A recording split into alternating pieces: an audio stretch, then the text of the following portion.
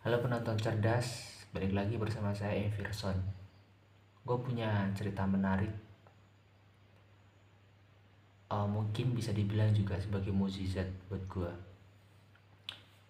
Jadi gue itu punya temen, sebut saja namanya Paijo. Gue itu pernah di titik tidak atau nggak punya duit sama sekali, karena saat itu gue di perantauan kan. Terus gue kenal si Paijo ini. Gue tuh cuma punya persediaan makan, beras dan lain sebagainya buat gue makan. Terus rambut gue itu udah panjang gitu kan, panjang dan kayaknya nggak cocok gitu kan. Terus teman gue ini ada inisiatif buat ngajak gue ke temen dia buat cukur ceritanya kan. Gue dengan senang hati ngikutin apa mau dia gitu kan. Gue seneng karena dia tuh ngajak gue buat ke ngajak dia ke temen dia buat cukur gratis gitu kan.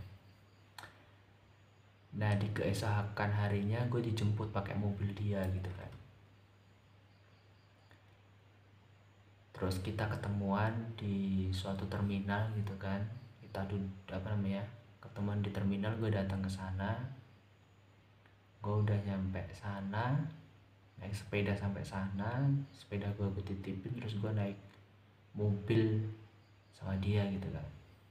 Setelah setelah naik mobil, udah duduk, kita ngobrol bentar kan, ngobrol. Terus habis itu jalan pun sambil ngobrol. Terus jalan sambil ngobrol, terus sampailah di rumah temen dia gitu kan. Kita udah nyampe di sana, kita ketok pintu, kita ke rumah dia dan sopan kita di sana. Terus setelah itu kita cukur kan. Kita cukur. Pertama dia si Paijo ini kan cukur rambut di kali pertama. Pokoknya dia tuh cukur pertama si Paijo. Terus yang kedua itu aku. Setelah selesai, dia juga masih di situ. Dan si Paijo ini yang mungkin bikin gua muak sampai sekarang. Gua itu ditinggal sama dia. Katanya alasannya dia itu ada sebuah pertemuan penting.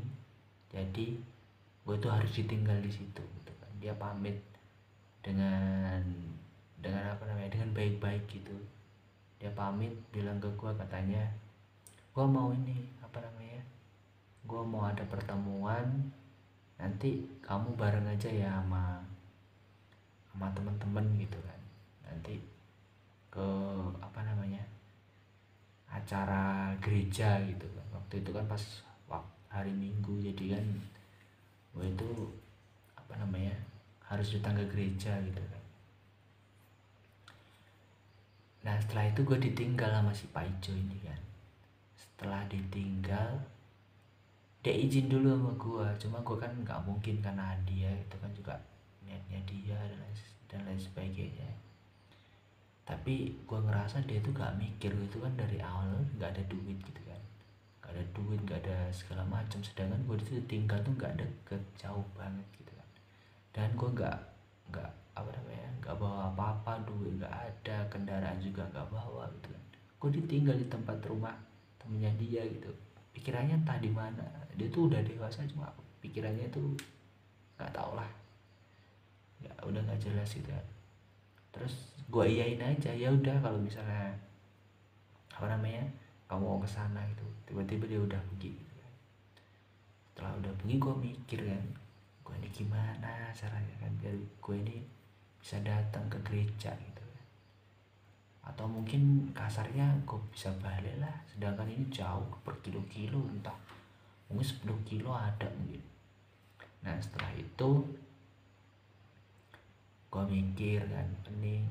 Terus gue tanyain kan teman-teman gue itu, kalian nanti ke gereja, kataku kayak gitu kan. Gue juga lagi cari-cari cari-cari kesempatan biar gue itu bisa mungkin ke gereja gitu kan. Atau atau mungkin nanti bisa pulang itu kan nebeng mereka gitu kan. Nah kata mereka itu gue juga nanti ke gereja, tadi kayak gitu. Gue udah mulai aman itu, tapi gue masih belum berani ngomong kalau misalnya gue gak ada duit dan lain sebagainya. Gue gak berani waktu itu. Gue diem aja, gue tungguin sampai siang. Terus habis itu mereka mandi ya, teman-temanku. Terus habis itu setelah mandi kita berangkat itu naik sepeda dari rumah dia ke terminal. Setelah naik sepeda ke terminal, udah nyampe kan terminal. Di situ kita tuh saling beli tiket. Teman-temanku itu udah beli tiket, gue juga beli tiket. Di posisi gua itu nggak ada duit sama sekali. Apa yang gue pikirin gitu. Terus habis itu dengan keterpaksaan gue ngomong ke temen gue kayak gini, bro, gue itu belum ngambil duit di ATM gue gitu. Gue ngomong kayak gitu kan, gue boleh nggak pinjem uang kamu buat beli buat beli karcis tiket. Nanti kalau misalnya ada ATM, ada tempat buat ngambil duit, gue ambil duit gue gitu, nanti gue bayar gitu. Dan ternyata teman gue itu hatinya luar biasa banget. Dia tuh ngasih gitu kan. Ngasih itu benar-benar cukup buat gue, cukup buat beli tiket, buat beli makan. Kan waktu itu juga pagi belum sarapan dan lain sebagainya. Masih cukup buat beli makan. Ya walaupun makannya cuma roti doang. Cukup buat persembahan, kan di gereja kan ada kayak persembahan kayak gitu. Cukup buat persembahan, bahkan cukup buat gue pulang gitu kan.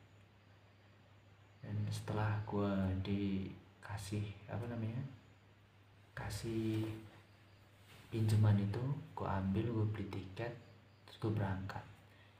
Waktu berangkat kita juga mampir di 7-Eleven. Kita kita beli makanan. Setelah beli makanan, gue coba ambil duit. Sebenarnya ada uang tabungan di ATM gue, cuma itu waktu itu tuh ada kendala gitu loh. Ibuku itu udah ngirim uang ke ATM itu, cuma uangnya itu nggak bisa diambil gitu. Entah error dari ATM gua atau mungkin dari servernya atau yang lain, gua nggak tahu. Nah waktu itu diambil tuh nggak bisa. Setelah diambil nggak bisa di 7-Eleven itu, gua ngomong sama temanku, bro, uangnya masih belum bisa diambil, mungkin belum nyampe duitnya, gue bilang kayak gitu kan. Terus setelah itu kata dia, ya udah nggak apa-apa. Terus gue bilang, nanti kalau misalnya gue gajian, gue kan kerja kan di sana di perantauan, kalau misalnya gue udah gajian gue kasih lah gitu kan. Kata dia, ya udah nggak apa-apa. Setelah itu gue pergi ke gereja. Udah nyampe gereja, gue sembayangan gitu kan. Setelah sembayangan, habis itu gue balik beli tiket buat pulang. Gue nyampe lah ke apartemen gue. Terus gue mikir, apa ini suatu mukjizat, kata gue. Gue tuh nggak ada duit sama sekali loh. Bahkan gue ngerasa tuh kayak nggak mungkin banget gue nggak ada duit, tiba-tiba gue tuh bisa bisa cukur, bisa di tempat orang, ditinggal orang, bisa sampai rumah. Padahal gue juga ditinggal dengan cara sepihak gitu. Kok rasanya ada sesuatu gitu loh yang kayak ngelindungin gue, atau mungkin kayak kasih perhatian ke gue. Tapi yang pasti yang kepingin gue share, walaupun banyak orang kepingin menyelakai mungkin, atau mungkin